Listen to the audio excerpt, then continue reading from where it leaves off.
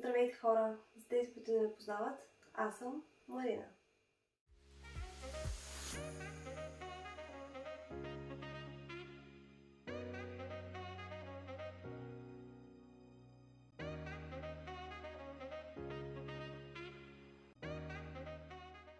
Както знаете, всяка година пускам видео за Хелоуин. Тази година ще е по-кратко. Малко промених начина, по който празнувам Хелоуин и по-подробно сега ще ви разкажа. Само ще стъпна едно столче да седна. Обещавам, няма да дрънгам кой знае колко много, но искам да се насладя на кафето и така да си поприказваме. Отдавна не сме се виждали, както се казва, да си седнем на кафе. Има също още едно-две неща, които искам да обявя. Така че, да, насладете се на видеото и една секунда да си дъпна стол. Така, чувствам се доста по-добре. Вече си имам масичка и една секунда. Здраво не, обожавам кафе. Така, как празнувах Хелоуин тази година? Значи, аз не знам къде всъщност да започна. Както знаете, аз винаги ви насърчавам в края на всяко мое видео да вярвате в Бог, да сте щастливи и аз съм вярваща. Но тази година минах на едно друго ниво във вярата си. Как да го обясня по хипотетичен начин, за да може да го разберете с пример, е както, че ходите на училище, примерно. И за даден предмет, примерно математика, история, който предмет искате да си хващате, в първи клас сте получили шестица за някакви бейсик неща, за някакви нормални, очевидни неща, които се учат в началото. Вече втори клас почвате да надграждате. Ако сте дали усилия от себе си, може да получите пак шестица, обаче ако не сте дали толкова усилия, може да получите четворка, петица. Вие пак надграждате, с всяка година пак минавате и научавате по-сложни и по-интересни неща от предходната. Тази година имате шестица, другата година пак може да имате шестица, но усилията, които сте положили, са еднакви, но нещата, които сте научили, които сте надградили, са много различни, защото в различните години се учат различни уроци, така да го кажа, житейски, ако това, нали, го препратим към вярата и към Бог.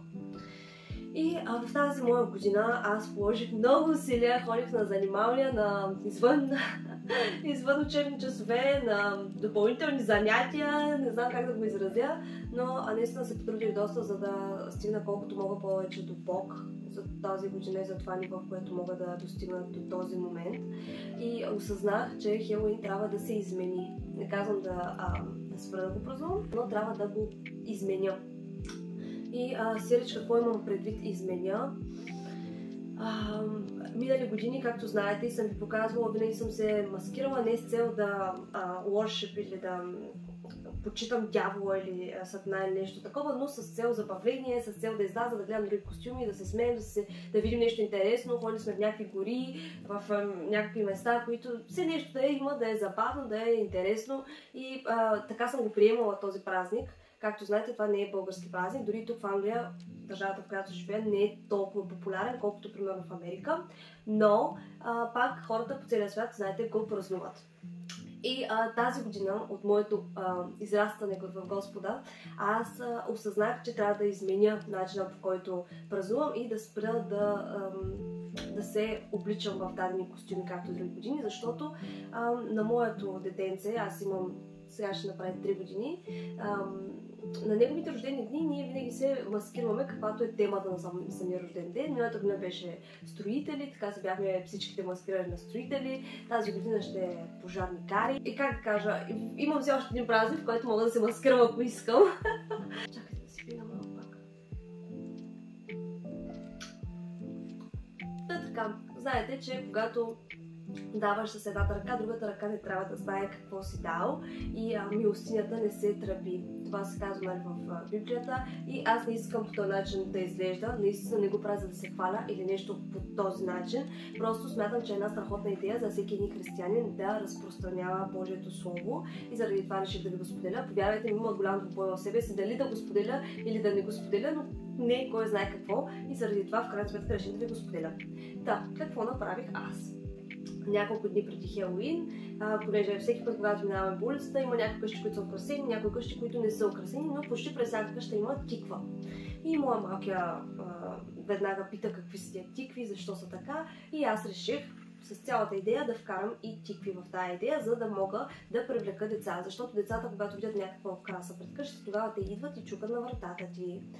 И аз сега ще ви покажа един клип, където ние украсихме тикви, изядохме. Аз дори не знам, както знаете, аз винаги на Хелоуин съм навън, никога не съм украсявала тикви, не съм рязала, беше ми първия път. И така, получиха се долу-горе, дадохме мъжа ми, той е по-вещ с тези неща, така че той ги доизряза, направи ги, направихме тези тикви и ги поставихме отпред пред вратата ни. Те бяха, така да го кажа, за примамка на деца. И така, ето, след като сложихме тиквите пред вратата, седмица преди това бях поръчала 10 книжки християнски. Сега ще ви покажа и тях много набързо. Има странички за Ной, за Давид, стикери, интересна книжка. И в момент, в който децата започнаха да идват, аз започнах да им давам сладки, естествено бях взела и бомбони, няма как да не им давам бомбони, те за това са дошли. Но давах им бомбони и им давах по една такава книжка. Даже имах идеята и малкият да каже Исус ви обича, но не се случи, няма какво да ви лъжа, не знам защо, забравихме, бяхме в еуфория, малкият много се притесни, като почнаха деца да идват, нали, той никога не го е преживяла преди, деца да идват, отваряхме вратата, давахме на всеки по малко бомбони и по една християнска книжка и така книжките свършиха буквално много бързо, гледах да не давам на твърде малки деца или на твърде големи, а на деца, които са около между 3 и 6, примерно, някаква такава възраст, за да може да им е интересна самата книжка, защото не смятам, че на едно 12 годишно дете ще му е толкова интересно да лепи стикери или на бебе, което е так му проходило. Така че да. 3 hours later. Съжалявам. Детето ми дойде тук да си напълни водичка и малко прекъснахме и забравих до къде съм стигнала. Да, мисля, че това е общо взето. В общи линии обясних много горе какво се случи. Дадохме им сладки, дадохме им книжки. Естествено не съм заснемала процеса, защото все пак са деца. А пък и, както казах, не го правя за да ви показвам и да ви снимам. Го правя за Господа и за да прославя Неговото име и за да може повече хора да знаят за Него и тази книжка да стои там в тяхната къща, а не просто нещо дребно, което да се изхвърли. Книжките бяха доста не големи, но видими, така да го нарека. И в крайна сметка това го направих за Господ и за Бог и искам да насърча всички християни да използват празници като този, да почитат Господа и да споделят славата и Словото на Бог. И така, това иска да ви разкажа днес. Това е в общи линии. Доста кратък клип, може би 10 на минути, няма и толкова да е, но да, беше един от най-хубавите Хелоуини до сега. Аз съм много щастлива. Също готвя нещо много интересно, ще го направя в тотален друг канал, няма да е в моя. Имам го като идея, трябва да говоря с моята пасторка и да видим дали тя ще се съгласи, защото искам да се снимам в църквата и искам да направя като канал с... няма да ви казвам, ще видите. Няма да ви казвам. Когато естествено го направя, имам няколко серии, ще пусна един клип за всички мои абонати тук, които решат да се преместят там и да видят какво споделям там.